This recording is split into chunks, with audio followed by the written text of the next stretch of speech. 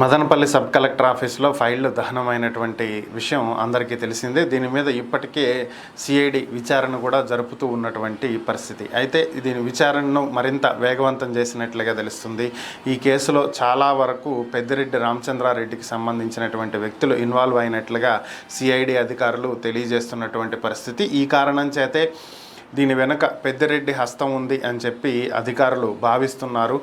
పెద్దిరెడ్డికి సంబంధించినటువంటి అనేక భూములకు సంబంధించినటువంటి ఫైళ్లను మాత్రమే దహనం చేశారు అనేది ప్రధానంగా ఉన్నటువంటి ఆరోపణ.